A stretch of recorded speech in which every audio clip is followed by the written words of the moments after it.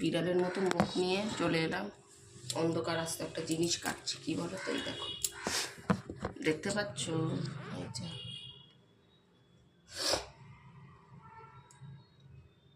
আশা করি দেখতে পাচ্ছ।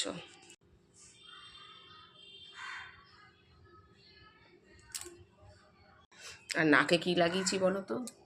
এত ব্ল্যাক হেডস হয়েছে না নাকে, ভালো একটুখানি লাগাই। কি সেটা তোমরা কমেন্ট তো করো না, আমি এমনিই বলে দিচ্ছি। একটু কফি আর একটুখানি হলুদ, জানি না কত দূর যাবে। শীতকালে এত স্কিনটা ড্রাই হয়ে যায় না, কি বলবো বলো তো তোমাদের, সাংঘাতিক স্কিন ড্রাই হয়ে যায়। যাই লাগাই, কৌটোকে কৌটো, ড্রামকে ড্রাম ময়শ্চারাইজার শেষ হয়ে যাচ্ছে, মুখে জেল্লা আর বেরোচ্ছে না। সামনে আবার আমার বোনের বিয়ে রয়েছে, ঠিক দেখবে কোনো বিয়ের বাড়ি নয়, কোনো অনুষ্ঠান বাড়ি, নালে কোনো পুজো অকেশনে কিছু না কিছু একটা, সারা শরীরে নয় মুখের মধ্যে একটা কিছু হবেই। সবার হয় কিনা জানি না, আমার তো হয়। তো যাই হোক, দেখি এই কদিনের মধ্যে যদি এটাকে সারাতে পারি।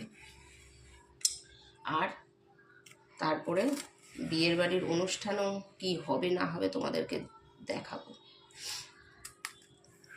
গোছানো এখনো হয়নি, আসলে আমার এখানে বিয়ে না, একটু দূরেই যেতে হবে। জায়গাটা বললাম না, তোমরা যদি আবার সবাই চলে যাও, ওখানে পৌঁছে তোমাকে বলবো। আর বিয়ের ডেটটাও বলবো কবে কি। এখনও গোছানো কিছু করিনি, সিলেক্টও কিছু করিনি জামা কাপড়, আর কেনাকাটা সেরকম কিছু করিনি গো। আছে আমার অনেকগুলো শাড়ি টাড়ি, সেগুলোই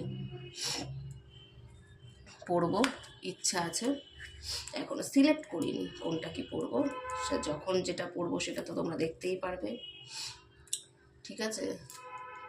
আর ওইটা এখনো ডিউ থাক। তা আজকে আমি এই কচুর শাক নিয়ে বসেছি, ভাবলাম একটুখানি কাটি, আর তোমাদের সাথে অনেকদিন গল্প করা হয়নি, গল্প করি। এই শাক কেটে আজকে রেসিপি হবে কচুর শাক, মনে থাকে না দেখানোর, সেই জন্য একবারে বলেই দিচ্ছি। কচুর শাক হবে, একটু ডাল করব, ডিমের অমলেট করব, আর কালকের শালগমের তরকারি আছে। শালগম বোঝো? ওলকপি, অনেকে ওলকপি বলে, অনেকে শালগম বলে। সেই তরকারি আছে, নিম বেগুন আছে, পালং শাকের তরকারি আছে। ওইগুলো দিয়ে এবেলা আমার হয়ে যাবে, রাতেরটা রাতে দেখাবো, ঠিক আছে? তাহলে কচুর শাকটা কেটে আসছি। আর আমাকে ঠিক বিড়ালটার মতন লাগছে, তাই না? এটাকে ইগনোর করো।